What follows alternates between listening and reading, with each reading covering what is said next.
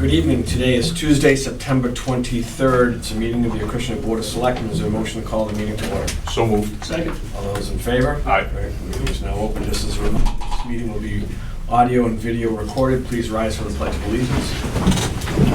Pledge of Allegiance to the flag of the United States of America and to the republic for which it stands, one nation, under God, indivisible, with liberty and justice for all. First item, I don't know if you gentlemen have had a chance to look at the meeting minutes of September 4th. Motion to approve the minutes of September 4th. Second. All those in favor? Aye. Motion carries.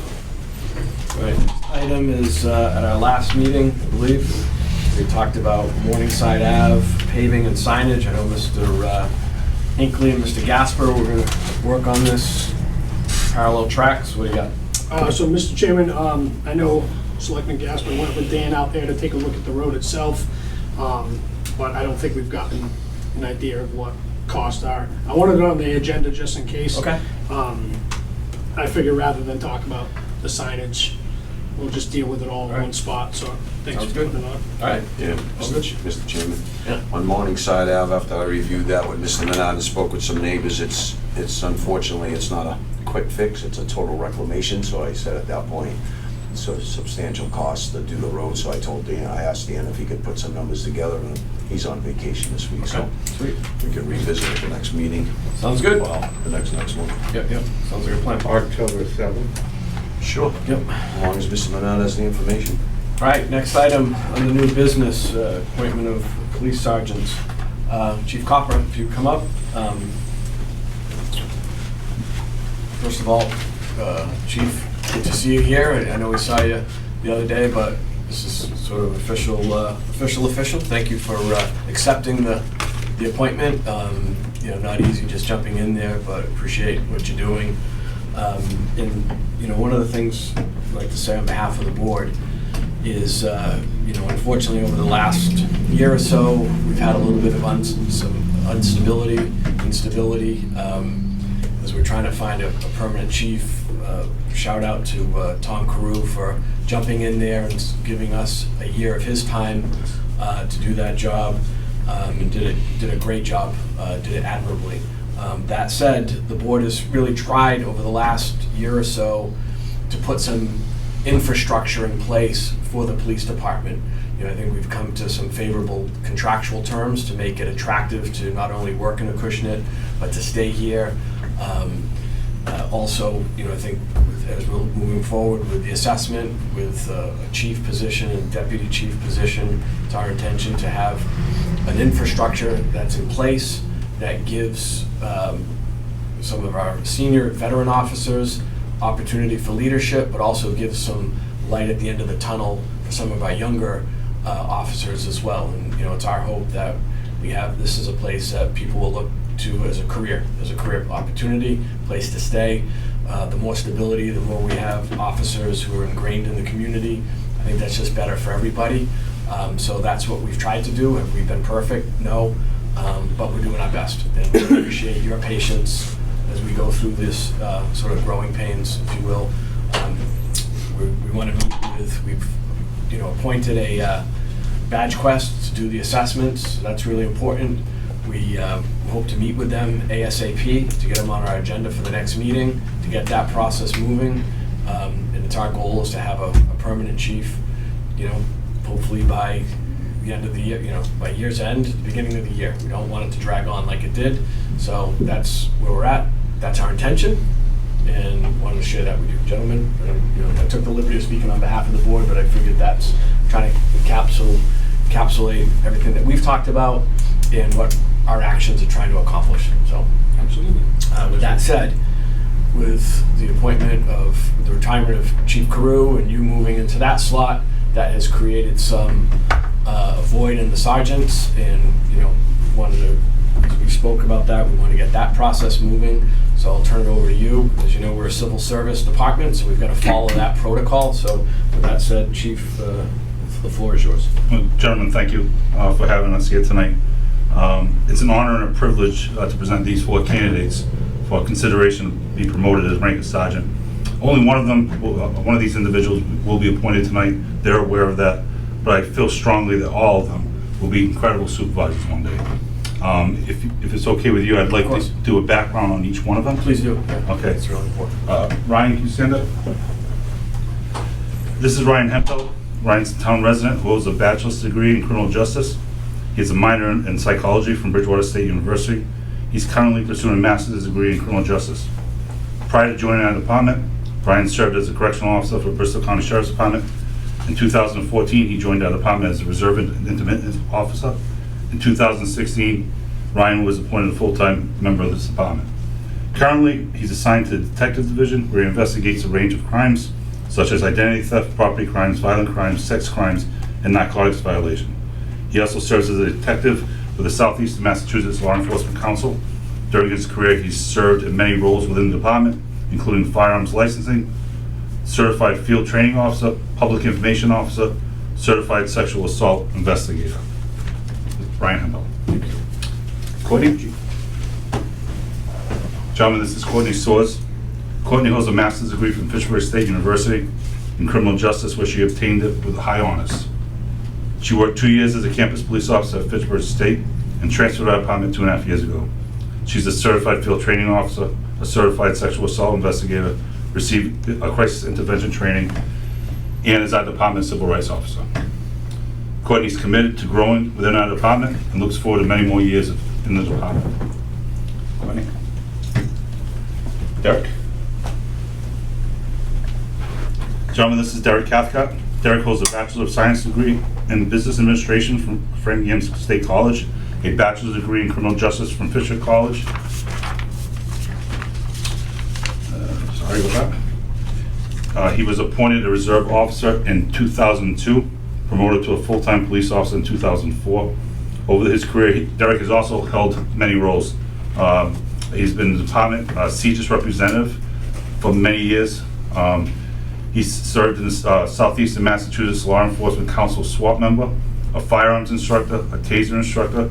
Derek is currently a juvenile detective and our school resource officer. Derek. And last, Matt. Gentlemen, this is Matt Mello. Matt's a lifelong resident of the town of Acushnet and is the son of a highly decorated retired Acushnet police officer. He holds an associate's degree in criminal justice for Bristol Community College. He started a law enforcement career in the town of Berkeley 6 years ago before transferring to our department in 2022. He has taken on additional roles with our department. He is a certified firearms, defensive tactics, bowler wrap, and taser instructor. Matt? I think the town is very lucky to have such a deep pool of quality candidates to choose from. Like I mentioned earlier, you have a lot of top-notch candidates in this position, and a lot of towns do not have that opportunity to have such a deep pool. So town of Acushnet is very lucky. Right, thank you. Gentlemen, again, to the candidates here, thank you for putting yourself out here. And I know, as you know, we've been told we can only select one. We're a civil service department, so for those of you who won't be appointed this evening, I appreciate you being here. I think that's just a real testament to the quality of people that we have. And there have been many before you who also didn't get the appointment, but then has risen to the ranks. So if it's not today, I'm sure at some point there will be an opportunity for you to achieve that career goal. With that said, it's my pleasure to advance the name of Ryan Hemphill to be appointed as sergeant. And if you'll accept, we'll ask one of my colleagues to make that motion. Yes, sir. Thank you. Great, thank you. So I move to appoint Ryan Hemphill to the position of police sergeant, Mr. Chairman. Second. All those in favor? Aye. Motion carries. Congratulations.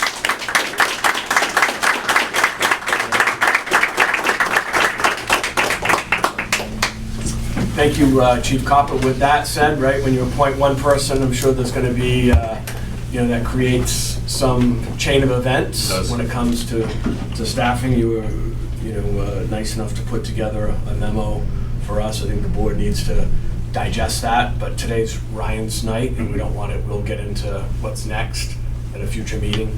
But really wanted to. Tonight's the night of Ryan and the candidates here, so we'll discuss that at a future time. Thank you. Great, thank you. All right, cheers. Thank you all. Thank you, good night. Thank you. Congratulations, thank you. Yeah, sure. All these two kids. Doesn't matter. Congratulations. Is that your family there, back there? That's my family, yeah. Congratulations, thank you. Congratulations. My daughter Emmy, Zoe, and my mother-in-law Sharon. Awesome, You guys thank want to you. snag some pictures up here in front of the seal before Yeah, you leave with the yeah, photo? Yeah, sure. Kristen. Come on, you don't get pictures often in good ways. Chief, come on. Girls? A couple of the families, a couple of those. Back, move.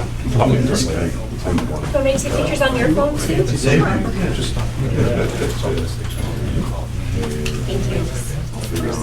You gotta do family ones first, Kev, and then we'll, Kev's just nailed it. Let's go more like this. All right, thank you. Thank you. We'll do a quick one with the board. Chief, get in there. Just squeeze right in. Scooching. Beautiful. One more. And one more. Excellent. Congratulations. Thank you. Thank you. Thank you, everybody. Congratulations. Thank you. Yeah, congratulations.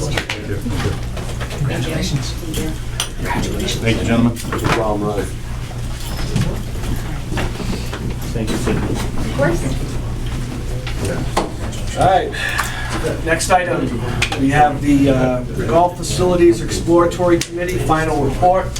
As you know, there's been a lot of discussion over the last couple of years, maybe earlier than that, about the state of the golf facility, not the course, but the building and the ability to serve our customers.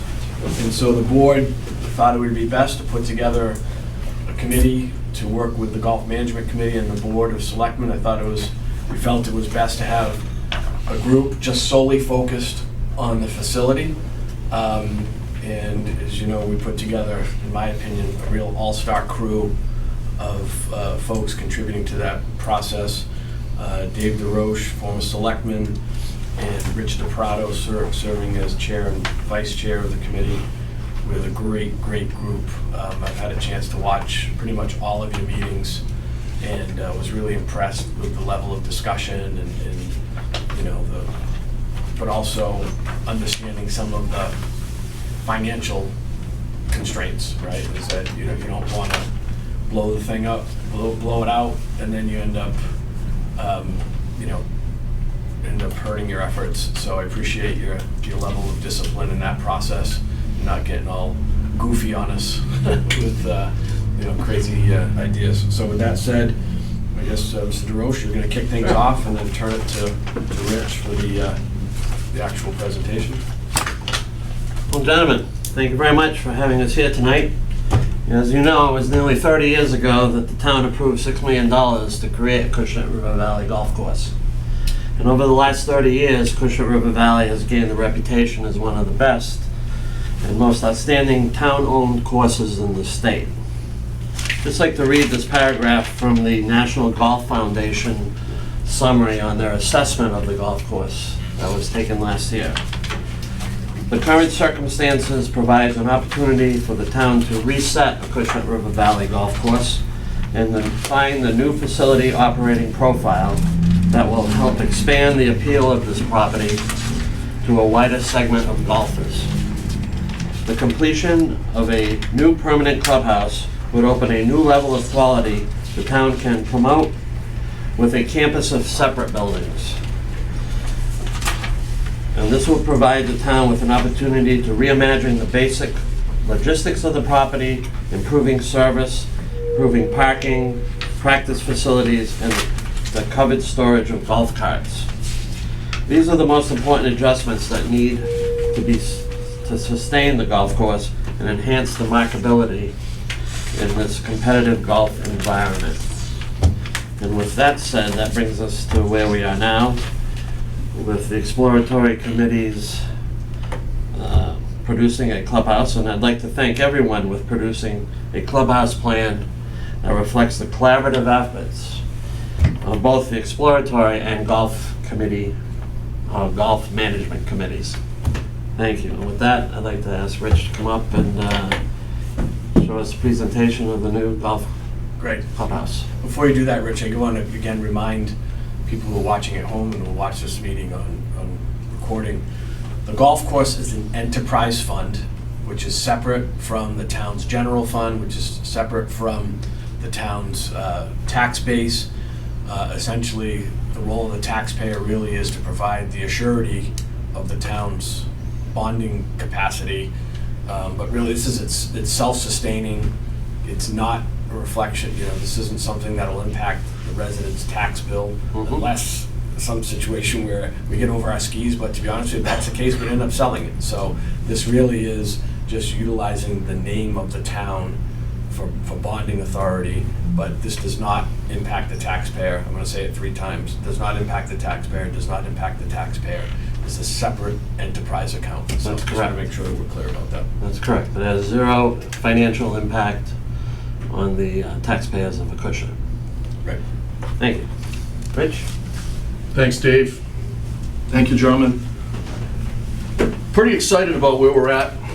Pretty excited to show you guys the effort that both committees put up for the last, say, 8 months or so. We hope what we're to show you today aligns with your vision for the future of the golf course and to the betterment of the town. When we first started, we were given this mission statement. It was the first piece of paper that Sydney handed out to us. And it basically says, hey, our job is to come up with a plan to build a clubhouse and then report back to the golf committee and to the Board of Selectmen. And that's why we're here today. So how did we get here? I'm going to talk a little bit about the approach we took. And the whole time, and I think either Selectman Warner said or David said, budget was on our front burner all the time. And I think it was the most important part of the process. So what do? We just conducted a feasibility study on how to build a clubhouse. We talked earlier about put a team together to do that, a diverse group with a lot of good backgrounds, made for good camaraderie and for good ideas. We met, and our first meeting was February of '25. We entered a contract with an architectural firm, worked closely with Kurt, the architect, and also partnered with Tim Garish from Gardner and Garish, who was a golf course architect. And the process was iterative, right? We went round and round and round. We started with this big idea, and eventually we had to pare it down to something that was more palatable for the golf course to pay for it and for the town to accept it. One of the things we did that wasn't really planned for in the beginning is we went to other golf courses to see what they had done and what challenges they had seen along the way, and asked them questions like, what would you have done better if you had an opportunity to do it? So that also impacted the process as we were moving along. We set some goals. We know we had to entertain larger groups, so for some inside seating, we needed adequate seating. We knew that the food and beverage opportunity at Acushnet River Valley needed to be improved, and just an overall better presentation of the entire property. Where we are today. I know a lot of folks know where we are today, but thought it was important to include this slide. We're in a nearly 30-year-old double-wide trailer that's in disrepair. It's not representative of the Acushnet River Valley brand. Dave said earlier that the National Golf Foundation, which is a highly respected worldwide organization in the golf industry, I've been reading their literature for 30 years in my career. They rated the golf course very high. And one of the things I took away from the executive summary was they said a clubhouse is a clear mismatch to the high quality golf course. And I wanted to quote that because it's really time to move forward. I'm not showing anybody something they haven't seen before, but this is how we entertain folks when we have a larger outing. So I'm going to kind of just step through these kind of quickly and we'll get to the meat of this. We started out working with the architects and in the form of renderings and sketches, hand-drawn. So you see where the clubhouse is. I don't know if this mouse little thing's going to work, but you can see where the clubhouse is currently right in front here. You'll see the dashed red line, and this shows up a lot in the few slides ahead, that's where the current double wide trailer is. So this is the first attempt at a rendering of where we would place a cart barn, put golf carts, and also where we would put the new clubhouse. Another version is with the clubhouse up on the top of the practice green overlooking the 18th fairway, with a short game practice area where the tent opportunity is currently, and you can see where the dashed red line is where the current clubhouse is, and then a cart barn over to the left side of the slide. Then we got into programming, like what's going to go inside of the new clubhouse. And when the architects build stuff, they call it programming, and they do it in the form of block diagrams. So basically, it's what's going to go inside, and you can move the blocks around until you get to a spot where everybody's happy. So this is early in the process, just trying to understand what the demands would be, what the needs would be of the clubhouse. Then we started to get into the meat of it, where we actually took that programming and started to build the actual drawings and start to position. And this was part of the iterative process. And the whole time we're thinking about this is, how can we get this into a number that's palatable for the town and for the golf course to easily make the payments. And again, this is another, like, hey, we started to talk about, and to be honest, in the beginning, I needed to be swayed to move personally, I needed to be swayed to move the clubhouse to where the putting green is, because I thought of costs, and it was kind of an anchor on me for a little while. But when I started to see the passion from the golf committee and the exploratory committee, I kind of quickly jumped on board with them to understand that that's the location we should put this. So this was our next to last drawing. You can see a lot of deck space. You get a really good idea of what's inside of the clubhouse and kind of what the flow would be as you enter. When they gave us the number for this, it was pretty shocking when we saw this, and we were a little disappointed, because all along the way and I know I've said this a bunch of times, but budget was on our front burner. And when we got this number, we had to call an emergency kind of meeting with the architect and with Dave Flynn from the golf committee, and we said, this isn't going to work. You've got to come meet us in the middle here. And we encouraged them to. We couldn't really shrink the opportunity much more. But what we did was we made decisions like, do we need $600 a square foot for the dining area? It's an open place sheetrock, and Cove Bay should work just fine. And so he went from $600 a square foot to a little over $400 a square foot, which would significantly reduce the price. He also lowered the amount of square footage on the deck, and I'll get to that. So here's where we landed and why we're here today. This is another kind of rendering of what we recommend, and we recommend this in a phased approach, and I'll talk about that towards the end. But the clubhouse up on the putting green, project 1, priority 1, and then 3 other projects down the road where a short game area, covered golf cart opportunity, and eventually fix the parking and make the parking a little bit more palatable for the customers. This is the most recent drawing. You can see significantly reduced deck space and probably about 5% less of square footage, and the pricing came out to, like I said earlier, around $400 a square foot. We're going to step through real quick of some renderings of the outside to give you a depiction of what this is going to look like. So here's a couple of viewpoints of the clubhouse looking from the outside. I'm not sure if any of you gentlemen have had a chance to see into this, so I'll give you a second to take a peek at it. But I think it dovetails nicely into a little farming town that we have. I think it's gonna fit in on the property very nicely. This is a top-down look at the cart barn with the 80 golf carts in it. Here's the four-sided view of the cart barn, if down the road we decide to do this. And here's where we ended up with budget numbers, right? At the end of the day, the last number on the first column is 3.5 million, a little over that. We know this is budgetary pricing. We don't have real schematics to really price this out, so right now that's the number we're working with. The other projects don't have to be in the order that they're described on the slide. They should go in priority, and, you know, I think that's up for future discussions. But I think where we are at with the 3.5 million is a solid number. I think the design of the clubhouse fits what we have in the town. It fits for making the golf course better, aligning with your values and with what the NGF had recommended. So we're here to recommend a phased approach. Build the clubhouse first, put it on the putting green. If we do that, it'll allow us to continue operations of the golf courses. It wouldn't impede the operations with the double wide trailer. And then the last three phases would be the cart storage, practice area, and parking, and the future can decide on what order of operations those three happen in. Well, that's all I have, and thank you for the opportunity. Great. I'll turn it over, just a couple observations. I'm looking at the spreadsheet on cost.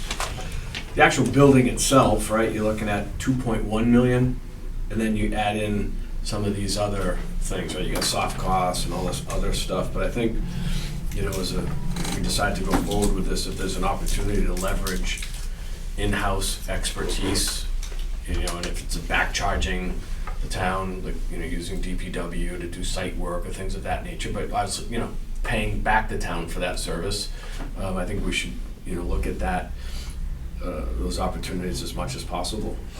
You know, so anyway, that's just my only comment. Turn it over to my colleagues. Get your thoughts, gentlemen.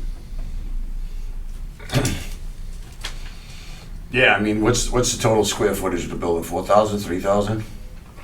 Because we don't have 49. 4,900? Yeah. That's with the deck. That's what the No. deck had. Well, I mean, I kind of, look, I broke it down into different sections, you know? You know. The covered portion would be approximately 1,020. The pavilion would be 1,460. The pro shop is about 600, and that's with, there's two offices in the back, which is another 80 square feet. The kitchen area is about 665. That includes the bar, a little storage area. And that's probably it. The deck is about 1,300 square feet. So it would help, from my perspective, to see the blow-up of the drawing with square footage in each room. I mean, that, and it looks like the hallway. This picture's kind of a tiny picture, and you got the hallway coming through. I think the layout looks pretty decent, but the hallway, and you only have a bar on one side, which looks like it's inside the dining room seating for the bar. Would there be seating at a bar? I think there is, yeah. Okay, so I don't know what the length of the bar would be, how many seats are at the bar. And then we talked about, you know, I think in the past we've talked about accommodating the outings, which can go all the way up to 144, 150. And when I did the math on your seats, I only see 64 seats in the internal dining room. It looks like it says, because interior dining room is so tiny. And then it looks like outdoor covered dining. Again, no real square footage on this thing. 48 seats. I'm only at 108 seats. So it looks like we have a shortage in seating here, unless you're gonna just stick people outside on the deck. And when we were originally talking about it, it was kind of, you wanna try to at least encapsulate everybody under something in case it's raining, right? So, I mean, I'm just looking at a quick drawing. It's the first time we're seeing this. I don't know total square footage, can't see square footage of rooms versus seating, make sure we're accommodating exactly what our needs are. Again, if it's 140, 150 seats, I'm only at 108 seats, 112 maybe. We can definitely get bigger drawings and confirm seating capacity in both of those spaces. And just with the dining, if you're gonna have the interior and you have something going on inside of it with the seating on the interior of the dining area instead of on this side, and dining kept, you know, peaceful, and you know how bar area can get a little bit rowdy and loud, and so having people in there, if there's people sitting down inside eating, doing whatever they're doing, it's just, how can we better serve that bar area, I mean, it's really where the money's made, right? So, I mean, I did break down the sizes of each room. I mean, if you want me to make copies of this, I can get you one. This has all the square footage of each area. yeah, that would help. Kevin, I also have it on my computer if you want to zoom in and out, if you're curious right Is now. it up Really square? small, but I did blow it up and got the sizes. It's all right, I don't Make need, copies Sydney, of I don't this? need to do this now. Okay. I mean, it's the Alright. first presentation I'm seeing, I know what we're seeing, and we're just having dialogue around this design, so Want me to make copies of this now? if she wants to, she can, that's fine. We'll reach out to Kurt to get an opportunity. He just gave us PDFs and they're tough to blow up. Yeah, I'll that's fine. get a raw drawing and I'll print out a couple of copies that are bigger. And it definitely makes it easier to review it. I think, we're in the space of trying to shoehorn a building into a budget that we really didn't have to start with, and we just knew better, and I think there's probably some opportunity to meet the expectations you have and what the golf course has, and I don't think this isn't a final. Yeah, no, Sign off kind I of get moment. it. I mean, it's a great start, right? It's just that when I'm looking at the layout of the bar, it's going through a hallway. And you kind of want to have people to be able to sit. I'm not saying you can't have people sitting inside the interior of the dining room pod area to be served and things of the like, but you would definitely want to have this side of the bar as well, right? I mean, that's your bread and butter, food and beverage, where the money's to be made. If you do things right, right? And like any restaurant that we all go to, I know I spend my fair share at places, the bar's the money hole, right? That's the money, the glory, is where the money's being Was made. there so. any discussion about I like the idea of, like a modest indoor space and your little deck area, but was there any discussion about, a pavilion type setup? Like, how you have the tent now that accommodates the 144, but, like more of like a wooden structure, permanent structure, nice classy outdoor space, but you also still have, a modest indoor space as well for inclement weather. So like serving the outings would be in that pavilion area, but you also still had, restaurant, air quotes, for either the person who doesn't golf, just wants to go chill out or whatever. Like, was there any discussion about that? Or you're saying like to accommodate the outings would be the combo of the indoor-outdoor space? Is that what? Yeah, that's where we landed, is, that the two dining areas, one is kind of an open pavilion Yeah. rather than a closed-off area. Got it. And again, we're doing our due diligence Yeah. to try and make this cost-effective. Fair enough. Some of the numbers we got in the beginning were pretty high. Yeah. But again, Selectmen, so the first iteration of this, as Rich was saying, was 80 indoor seating, 80 outside for 160 people Got total. it. Then part of bringing the cost down, the 80 indoor was shrunk down to 64, but then the same size, that 16 or whatever, is now just put to the outside. Okay. And there was the thought of, do we just build a pavilion, like, what's that, the library kind of off to Right. the side?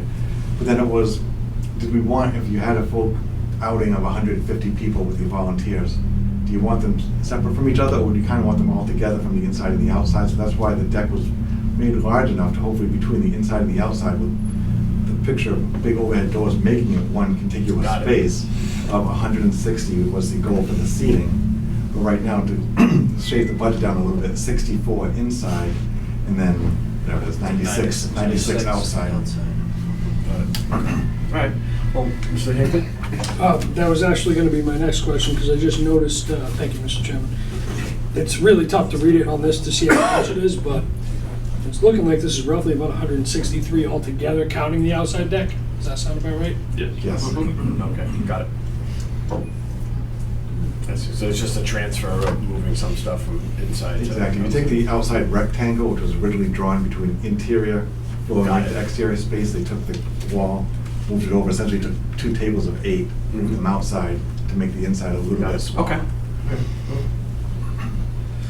Yeah, I mean, it's... One more Sorry, question, yeah, of Mr. course. Chairman. Just for some clarification, from the inside dining area to the outdoor covered area, what kind of doors? Is it gonna be capable of, is it just swinging doors, or is it gonna be open so you can have a nice smooth transition in between outside and inside dining?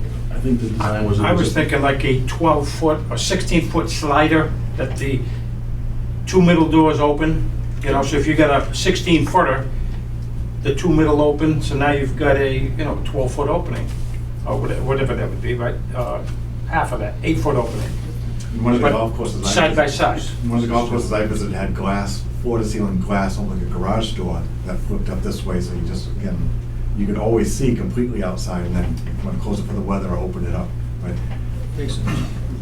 So there's a lot of cool concepts out there, right? And if we look at the new restaurant, there used to be the old Ice House, they built that new outdoor addition with the garage doors and stuff. You got indoor, outdoor, you can lock them down at night, everything's nice and secured. I think kind of incorporating some mechanisms of that facility. And then you look at Black Whale, what they did with their outdoor, there was just a covered, like, I guess that's kind of what's envisioned here is the outdoor, what used to be the outdoor, which is now, it can be indoor, outdoor, because they have the heavy plastic curtains, they can zip it down and shut them down for bad weather. It's heated, air conditioned, and all that stuff. So that's all things that we can, you know, envision and doing. Maybe they're add-ons later on. I don't know. With profits, we can be spending money to upgrade what we originally designed, but it's just hard to see because we don't have like really. There's just a bunch of black lines right now, right? It's kind of hard to envision the look of it all. If we could get something like that to be able to have that vision of what does it really look like other than that. You know what I mean? I do And know. I think that, you know, from what I'm hearing, you know, I think we can all get into like design and this and that, but the number to me, like what's most important is that we don't have a to exceed number, right? So you come in at 3.5 and that's the number, you know, and I think I would be more concerned if we were looking at like 6 million or 7 million, which you originally talked about. I think that might be hard to get this moving, but, you know, from a process standpoint, right, the ask is not to exceed the 3.5, and then everybody can have input and monkey around with how the final design looks like. It doesn't sound like it would be, you know, like Mr. Gass was saying, subtle tweaks here and there, whether it's garage doors or these other things, would add to the cost. If anything, it might, you know, shrink the cost in some way, right? So I think, is that what I'm hearing? Is that like the number, is that a hell no number? 3.5, or is it like, all right, we can work with that? I mean, looking at it Given first. the revenue from the course, it's something that I think is doable and manageable. You just can't exceed it, you know? I don't really, just first glimpse looking at it, I don't know if 3.5's a bad number or a good number at this point. I think it's something that we can work within. I mean, you know, I know that I'll talk with Mr. Kelly about finance, what we're covering in the budget now, what we've been putting in year over year, retaining earnings to make sure we can make this happen, right? I know that once we get it built, we'll be unstoppable at that point, right? Our revenue opportunity there will far exceed what we're even talking about today. It's just getting to that point, getting it built and bringing that revenue in. And then, you know, you look at kitchens and commercial kitchens and things of the like, we have to look at costs associated with that, staffing, right? What are we adding in staffing? Because when you add human beings, you're also adding health insurance costs and things like that, so that's gonna take away from your profitability. So those are all things that I think we owe it to the people to have that dialogue and make sure we can justify the cost at 3.5 and carry that principal and interest forward. I would like to do it as short as term as we can, and being creative, and we'll talk about that offline. Revenue numbers and what we're going to use from previous retained earnings, what we have in the bank. So I think there's some more discussion to be had before we just say, hey, let's go not to exceed whatever number it may be, 3.5, 4 million, whatever the number's going to be. So, and everything's so small, but contingency, when you guys did this, did you obviously, I mean, I know, David, you've been doing procurement for a long time and projects for a while, so you would have obviously cover, usually with contingency, you carry 7% contingency of total project cost? I think it was maybe gonna have 10 down on average, 10%. I can't see it on my laptop. Project but contingency, it's 300,000. Yeah. So that's number 38. It's 10%. Pretty close. Pretty close to Yeah, 7%, yeah. you know, not far up. All right. Mr. Chairman, if I may, to actually echo what Selectman Gasper said, I've noticed a lot of firms in general have the capabilities of doing almost like a virtual walkthrough. If it's not possible for these guys, obviously, that's no big deal, but next time you speak with, I assume it's Catalyst, Yes. put this together, if it's an option where they could build a model, even if it's just a rudimentary model that kind of gives us a walkthrough, just so it can help us really understand the flow. I mean, I can kind of get a rough idea. I feel like I know where I'd be walking if I walked in there just by looking at it, but I think it would help us understand a little bit better on that, and, you know, it might alleviate some of the concerns. Yeah, that's fair. Yeah, I think that's a great idea, assuming, if, you know, if this gets to the point where it goes to town meeting, I think that would be helpful, you know, to have that. We'll talk to Kurt at Catalyst and see what's, I don't know how much we've spent with him so far. I don't have a number on that. You guys have any idea of what we've spent? I bet you could probably pump this into Chat GPT and it'll pick it out, you know. I'm not joking around. Yeah. I do it all day, I do it all the time, I put stuff in there and it cranks out, you know, I'll take a stab at it. Well, Mr. Chairman, for our, for the conceptual plan that was presented, I believe the contract was agreed for $25,000. So advancing from here, you'd be renegotiating, finding out what the architect can do, what they're gonna charge for us, and then proceeding Okay. in that direction. Thank you. Do we know where that current expenditure is from the 25 that was originally appropriated? Well, I believe this is it. Because it was for conceptual study plans, which originally started at 2, you know, different locations, and as Rich described, the process that we all went through to get there, gave us numerous, you know, numerous numbers, different plans, different meetings. But at this point in time, I mean, they've met the deliverables that they were owed to us for the price that we agreed to with them. There are certainly have the capabilities of doing those other things. We're probably gonna have to pay for them at this point, but it might be well worth it just to help everybody envision it a little bit, the next step, as long as we, you know. Yeah, and I know I looked at the warrant, we're gonna discuss it briefly today, there's an article in there. I don't know if there's a rush to get this to fall town meeting and why there would be. Again, maybe spring town meeting, I don't know. We'll have that conversation when the time comes, but I've been adamantly talking about a clubhouse for over a decade, and I know that I always got pushed back because of the current bond that we have in place, and we had to refinance the golf course back in 14, I think it was, Dave? Remember the year, but there's only one more large payment left next July.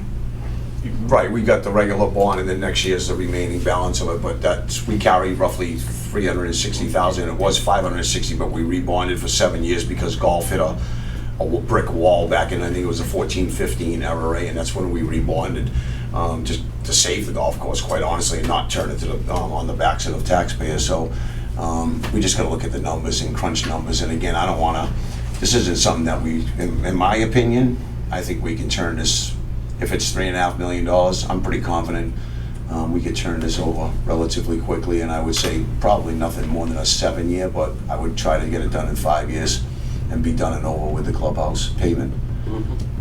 I think share with you later, Kevin, I've run my own projections, but the 7 is a comfortable figure that I was at looking at it. Yeah, we could, well, you and I could talk numbers, we're pretty good with numbers, but I say he's already comfortable with the 7, and, you know, pulling a few rabbits out of a hat, we might be able to get to 5, but I would like to get it done and over with. So you've got a price that really blows my mind over, we'll talk quickly about the cop bond or whatever it is. We're all in agreement with that. So, Yeah. you know, we was a placeholder when we worked with Kurt on this. I've already reached out to a local company, Cape Building Systems, who I've worked with in the past on some pretty elaborate projects, and I've kind of last couple of weeks had a struggle to get in touch with them, but I finally did and sent them some of the drawings that we had already. Because we knew that including the car barn into this clubhouse price was going to push this project over the edge, we really didn't put a lot of time in looking at a car barn. I think we should separate the car barn from Catalyst. I don't think it's a complex space. Yeah, no, I it's think not. my peers here would agree that the price per square foot of that space is going to be significantly lower than what he's got quoted there. Yeah.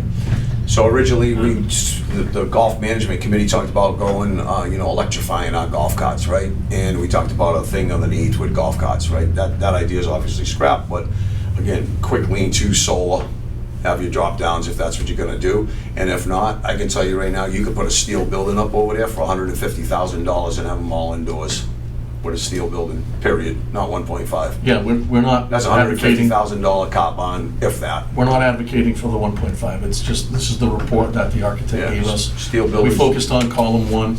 Steel buildings last 30, 40, 50 years, depending on the quality of the building you're buying, and they're dirt cheap. And this one won't need much inside of it. If it needs infrastructure for electricity, it's a charger for every car. So that's about it. Right. Doesn't need running water. It probably needs a wash pad, like we talked about. But we didn't put a whole lot of energy into once we realized that this project was getting expensive, that we put all our focus on the clubhouse, and then that's where we recommended a phased approach. Mr. Chairman, if Yeah, I could of just course, echo please. one more question about the cart bond. What's the current, Mr. Flynn's probably a good question for you, what's the current remaining years on the leases for the current carts? So they're actually staggered, they're not all on one lease, so Okay. there are some that like every year or so come up. We typically do with 3 to 5 years, depending on what's out there in the cost. But I'm also pretty confident that, if we wanted to swap the fleet over to electric, if we stayed with the same vendor, we could get out of the current lease and swap at any point in time. So even if as this is going on, if we had to renew a lease next year just to get more carts in, and then the year after that, we wanted to swap them out, I'm pretty confident with the vendor we could at that point. If we wanted to get out of the lease and swap to a whole nother manufacturer, it might be an issue, but to stay with Club Car, I don't think it would be an issue to swap out the fleet in midterm. Okay, great. Thank you, gentlemen. Thank you all. We're still under review. I appreciate it. This is the first inning, or this is teeing off the first hole, better analogy. And we'll keep this moving. Thank All you. right, well, thank you very much for your time. Thanks. Great work, Thank you. everyone. Great Thank stuff. you. All right, next item is to appoint Acushnet resident William Corville as a starter ranger. Mr. Flynn, Mr. Dana's looking for a replacement position of a starter ranger. Is that something that you already currently carry in your budget? It's a replacement, it's not a new position? That's my understanding, that it's a replacement of a position that's already in there. Yes, sir. Okay. I'll make a motion to appoint Mr. William Colville Second. as a starter ranger. Second. All right, all those in favor? I- Dave, one thing, just something to think about, and you don't want to be overly restrictive, like with residency and stuff like that, but I think, as applications come in, or people looking to work for the course, whether it's bag boys, to cart girls, to starters or rangers, I think the more town residents is just a good policy to have, and to try to encourage that practice, I think would be really good. Absolutely. We've tried to carry that tradition over the years. Acushnet residents first has precedence over everybody else, right? As long as they have qualifications for the job, obviously. So, thanks. Thanks, Dave. Thanks for your work. Appreciate it. All right, there was some stuff we were going back and forth about, some articles. I guess we're going to meet Friday. We can talk about that. The next item on the agenda, Mr. Fish is here, but it's regarding the Civil War monument, which was relocated.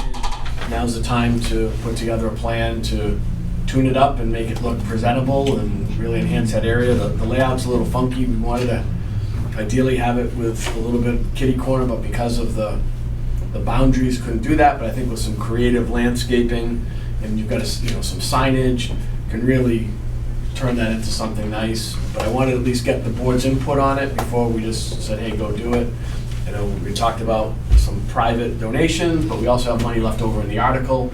Just want to at least get some direction on how we want to do it. We want Brad to put together a plan, work with the beautification committee. What's the input of the board? Mr. Chairman, I've reached out to some private parties. I don't want to use their names right now until they're willing to make a donation, but I do have 2 parties that are out there that are interested in somewhere around the realm of $1,000 each. Wow, sweet. So for doing some plantings in brick lay, obviously this is not the season now, we're too late to plant flowers, and Right. we should try to plant grass and get grass to grow now, but maybe come spring, you know, that'd be the time to do the, you know, a nice little brick walkway at least. I mean, we don't have to put a giant patio there, Yeah, but yeah. at least, like you had said, at least, you know, walkway over to the monument with a flags. little peaceful, you know, little area where if you have a small group of people to be in front of it, you know, doing their thing with a walkway, that'd be great. And, you know, again, like I said, I'm very hopeful. One of the gentlemen's on vacation. He told me, "I'm sorry, I forgot about you and the donation." I said, "Look, it's fall. Right. Too late for flowers and stuff like that now, but it looks like we may be able to get a couple of grand from outside." Gentlemen, if you're okay with it, I talked to Brad, maybe Brad can kind of work with some of the veterans in the beautification committee to come up with a design and some ideas of what it would look like, and then can bring it back to the board. That'll give us enough time to, you know, track down the money. Like I said, we've still got money left in the article, but maybe Brad, if you take that on and come back to us with I a can, design. so what I'll do is I'll talk to the commanders of the VFW and American Legion Yep. and try and get their consensus on everything and how maybe it should look and how we should do a brick walkway, and then I'll come back to the board Yeah. and show you what they came up with, and then you can put your input in and we'll It'll be get like- it going. It would be really nice, you know, like I said, if there's an opportunity to put some, we lost a tree because it was dying, but maybe put some more trees in that area and do something to really make it look special. So anyway, thank you. Just want to get that conversation. Yeah, no, absolutely. And, you know, obviously I'll try to keep chasing outside money for donations. I mean, I think all three of us can do that and talking to people if we And have. that always helps, and I mean, the Legion and the VFW, they may put some money in too for it, so. You know, flowers and trees and things of the like, that's short money. Right. But the Yeah. patio, the brick patio and things of the like, I mean, I've done them before. I don't know if I'm gonna go try to attempt to do something like that. Somebody may be out there that does this for a living. It can get really creative in the colors of the brick that we use surrounding the memorial, i.e. the red, white, and blue kind of thing, maybe. We'll see what happens, but just try to incorporate that into the monument area would, I think, be really cool, right? Yep, absolutely, and I'll talk around town and see who I can get to donate different things, so. try and get as much I think donated design as possible. services, somebody could do it, it was pretty clever with that stuff, would be awesome. But anyway, thank you, Brad. No And problem. while you're here, we did it while you weren't here, but just want to reemphasize the work that you're doing. Thank you for all you do. Keep doing what you're doing. If you need anything from the board, let us know. You do God's work, and we really appreciate the work you're doing. So don't I worry about appreciate the people board. talking about you, and you know whether they're there or not. If anything, we owe you more than you owe us. So No, thank I you. appreciate the board, you guys have been more than helpful, and you've always backed me 100%, I appreciate it. And I think we always will, Brad, no I matter what. appreciate that. I know I will. Good stuff. Mr. Chairman, just Yeah. one more comment on that too. I think Mr. Gaspar brought up a good point about getting grass seed down, at least now. Okay. Just to stabilize the area around it. There's a lot of dirt. We get through this weather, it starts getting windy, it's gonna, I'd hate to see anything shift. I think it'd be worthwhile to at least get some grass seed down, just to get something to hold the dirt in its place, and then we can, I can, I'll contact DPW tomorrow. They just put down loom and grass seed on Hamlin Street where the storm drainage that they just did. They were over there today, so I'll connect with them and I'll see if they could bring some loom over. Just put a couple inches or whatever of loom and get some grass seed down.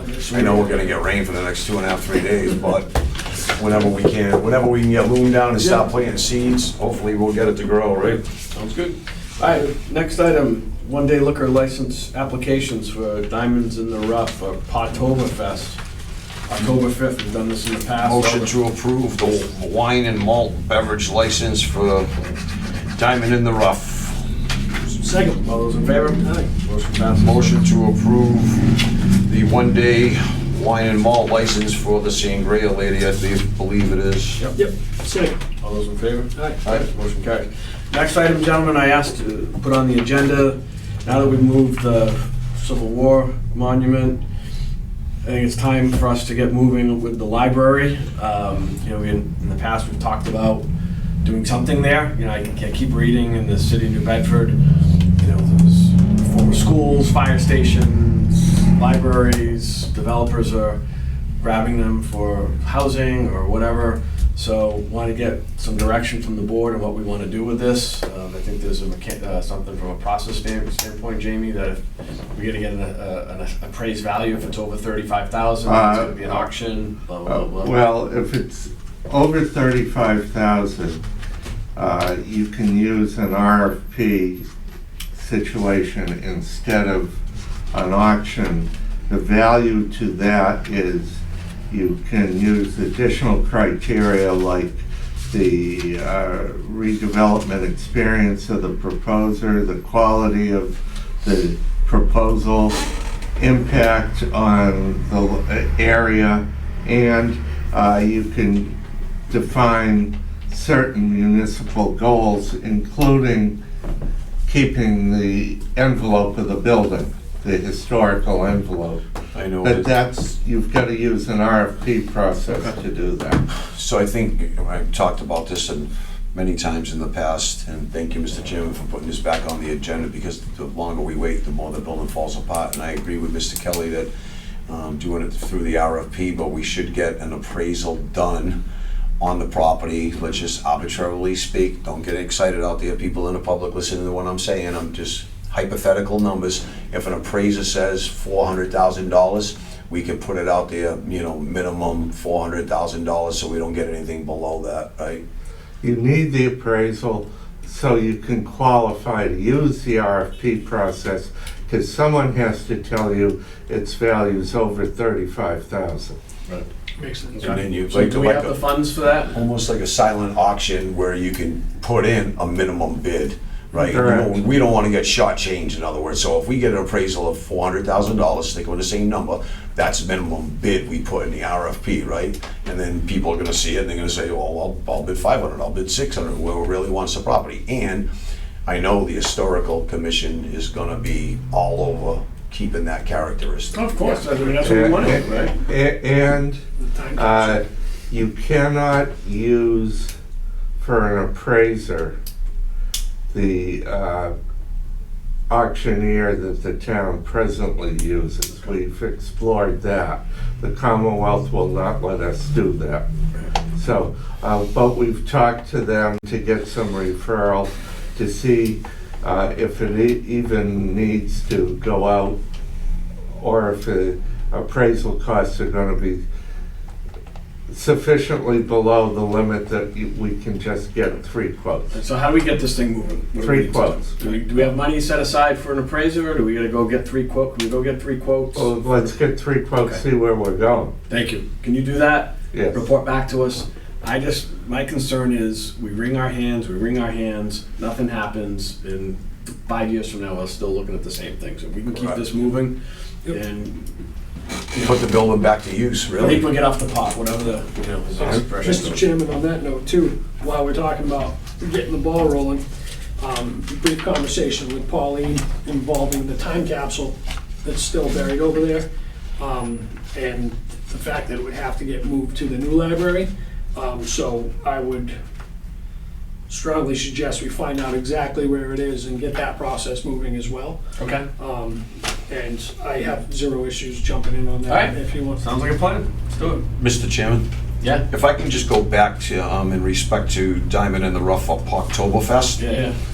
We didn't tell everybody at home watching in TV land, Oktoberfest will be held October 5th, 2025 from 12 to 5 p.m. Okay. 211 Middle Road, better known as White's Dairy. Sounds good. All right.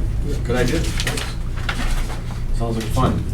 All right. Next item. I guess we're gonna have to. Mr. Chairman, Yeah. just briefly, I've been in conversation with town council. Town council is drafting a letter. He wanted to make sure of a certain real estate issue, but he's drafting a letter to cease and desist encroachment on town property. The letter, he says, will be finished by the end of the week. Okay. He's looking at comparing it to some of the other cease and desists that other bodies in town have done prior to this on different issues on this property. All right. Sounds good. He wants to fold it all in together. Okay. So we'll just keep monitoring that. All right. Next Can I ask item. a question, please? Yes. So there were other orders that were issued, the Board of Health issued an order to him because there's a nuisance issue there. How is this going to be enforced? I know that he blew off the nuisance order from the Board of Health. He's blown off letters that I've written, my attorney has written. Yeah. How is this going to be enforced? Because this guy just, I'm sorry, Mr. Kelly, I'm sorry. That's why Mr. Blake is going through the other enforcement issues and complaints. He wants to fold it all together. You have to go to court, right? If we file charges, we'll have to. Well, he wants to make sure if he has to go to court, Right. he's got it all lined up. Right. And that it doesn't go in dribs and drabs, it's everything. Right, okay, okay, sounds good. All right, I appreciate it. yeah, you got it. All right, next item, fall special town meeting warrant. Town council's reviewed this. I know, Jamie, you can kind of talk about it if you want to talk about it, but what I suggest is that we meet Friday morning at 11. We can just totally focus on these articles, what we want to do, get a final. I will say, Mr. Chairman, that I included, as far as the expenditure of free cash, every request so that the board can comb through it and then eliminate various requests that they do not see as valid as this time. Okay. Because if you grant every request, you exhaust all the free cash and there'll be none left for the spring. Sure. Notice that. I'm like, this is not good. Well, Fall town meeting is usually for housekeeping, right? Clean Yeah. up stuff and everything else. And I'm looking at the dollar amounts, and I know one of them's a doozy, but we have no choice on it. But I'm thinking to myself, are you kidding me? but can ask. that's why I wasn't going to second guess the board, and as you know, there are a couple items concerning the school. The school did return some funding, and those items pretty much equal that funding. All right. So, I ask that we keep our powder dry, use the next few days to go over it, ask questions, meet with whoever we need to, and then we'll meet Friday morning at 11 a.m. Does that work for you, gentlemen? Sounds good. All right. Mr. Chairman, if I Yeah. may, just for time constraints on Friday, if we can just keep that meeting just to the warrant, I'd appreciate that. That'll be it. Thank you. That'll be it. So, Sydney, if you get that, we're going to post for Friday, 11 a.m., just articles. Town meeting, Stuff, no other. preliminary warrant, or whatever you want to put. If I call in and say, put this on there, Sydney, tell me no. All right, now for the time frame, we have to go to the newspaper the 2nd of October. We have to go to the printer the 8th or the 9th of October. Okay, sounds good. Sounds to me like we might be ahead of the curve this time Get it around. done. All right, you had an As long as you and I can sit down. I You got an know. announcement? Yeah, so, thank you, Mr. Chairman. I do have a selectmen's announcement. It's for the 2026 graduating class of the Acushnet Public Schools. Ms. Jen Al, she's part of the PTO. She's also on the Library Board of Trustees. She asked me to announce if you go to Frontera on Wednesday, Frontera Grill out in Fairhaven, on Wednesday, September 24th, dine in or take out and show the flyer or mention that you are supporting the Acushnet Middle School PTO, and Frontier will donate 15% of your total food purchase to the PTO. So they've been, it's great that they're doing these fundraisers for the Acushnet Public Schools, the graduating class of 2026. I'm a huge advocate of fundraising for schools because it teaches these young folks a little sense of entrepreneurship and how to raise money and things of the like. So they're going to have continuous ones. I know they're planning on doing one at Captain's Place as well, but for right now, this one's on Wednesday, I said October 24th. Tomorrow. September 24th. Oh, September 24th, it's tomorrow, so you can order out, whatever, Uber Eats and all that other stuff, whatever all those delivery services are, and they'll take 15% of whatever your bill is and donate it back to PTO. It's going to a great cause, 2026 class. So I appreciate you mentioning that. You're an advocate of entrepreneurship. I'm an advocate of the margaritas at Frontera. They're very good. So that's right, so go there, buy a margarita. And 15% on your end? margaritas. Yeah, and matter of fact, they do, sir. This is gonna be a good night for Jen Alves once again. I just wanna give her a quick shout out, again, from her past weekend fundraiser that she did for the PTO. She did an incredible job with the butterfly release. Remember a couple months ago when I mentioned approving a butterfly release? They released 200 butterflies at Polk Park on Sunday. Weather was beautiful, they had raffles, face painting, and it was really nice. The community was really wrapped around it. It was a really cool process, and they did a really good job with raising money. So once again to Jen, great job, fantastic, keep it up. Bravo. Mr. Chairman, could I do another announcement? All right, guys, let's go. So, Mr. Kelly, I know I was in the office yesterday. We did advertise for a soil board meeting on public hearing on October 1st, so I would just I'll read the abutters notices that we sent out. You are being notified of an upcoming public hearing due to your proximity to the applicant. Please see the notice below. Acushnet Soil Board public hearing. Notice is hereby given that the Acushnet Soil Board would hold a public hearing on Wednesday, October 1st, 2025 at 6 p.m. at the Council on Aging, 59.5 South Main Street, Acushnet, Mass. This is regarding the P.J. Keating soil removal permit application for the property located at 72 South Main Street, Acushnet, Mass. All right. So that's that. All right. Anything else? No, sir. Sure, going once, going twice. Thank you, Mr. Sold. Chairman. All right, there's a motion to adjourn. So moved. Second. All those in favor? Aye. Motion carries. Thank you.